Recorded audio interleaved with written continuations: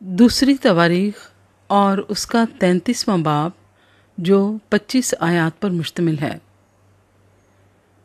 یہودا کا بادشاہ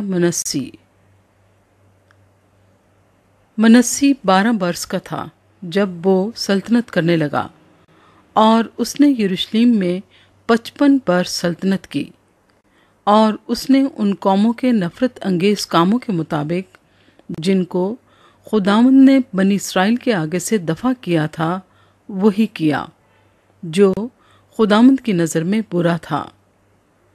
کیونکہ اس نے ان اونچے مقاموں کو جن کو اس کے باپ حزقیاہ نے ڈھایا تھا پھر بنایا، اور بالیم کے لیے مذبح بنائے اور یسیرتیں تیار کیں، اور سارے آسمانی لشکر کو سجدہ کیا اور ان کی پرستش کی۔ اور اس نے خداوند کے گھر میں جس کی بابت خداوند نے فرمایا تھا کہ میرا نام یروشلم میں ہمیشہ رہے گا، مذبح بنائے۔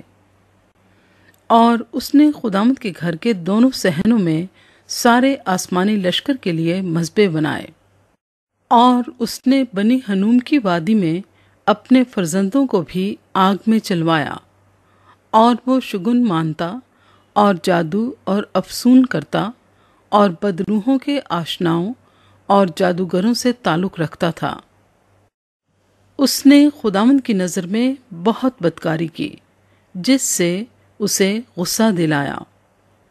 اور جو کھودی ہوئی مورت اس نے بنوائی تھی اس کو خدا کے گھر میں نصب کیا،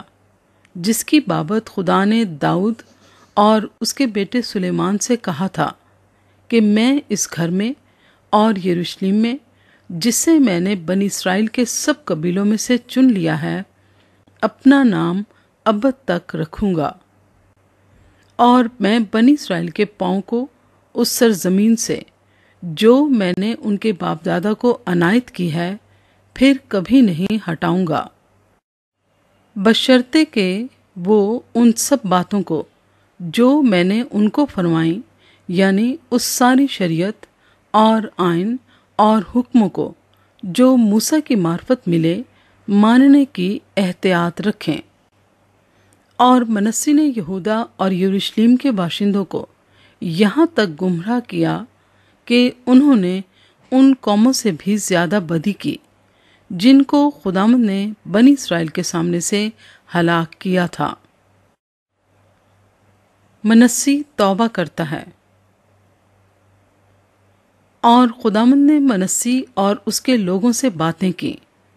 پر انہوں نے کچھ دھیان نہ دیا، اس لیے خداوند ان پر شاہ اسور کے سپہ سالاروں کو چڑھا لایا، جو منسی کو زنجیروں سے جکڑ کر اور بیڑیاں ڈال کر بابل کو لے گئے۔ جب وہ مصیبت میں پڑا تو اس نے خداوند اپنے خدا سے منت کی اور اپنے باپ دادا کے خدا کے حضور نہایت خاکسار بنا، اور اس نے اس سے دعا کی۔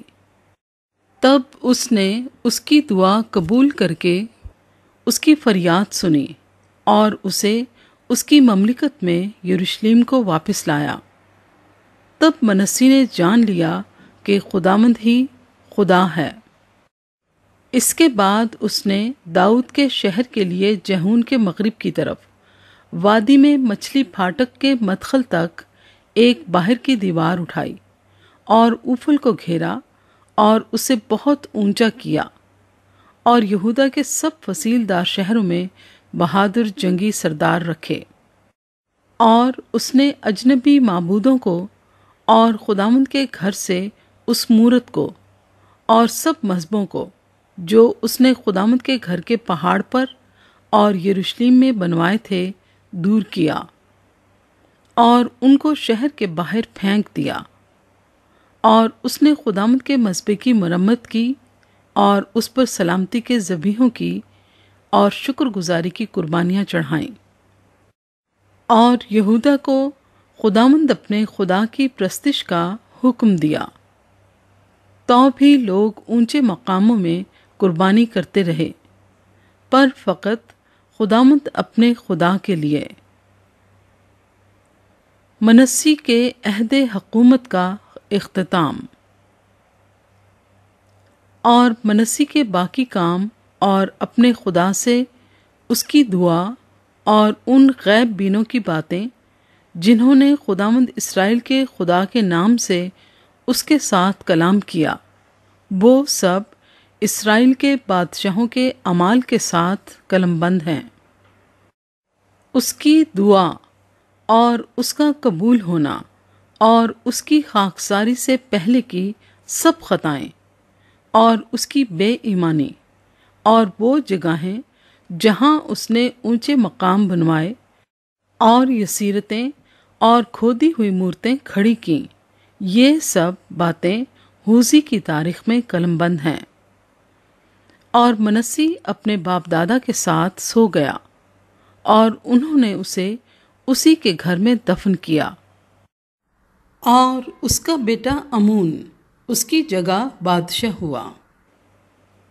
یہودا کا بادشاہ امون 22 برس کا تھا جب وہ سلطنت کرنے لگا،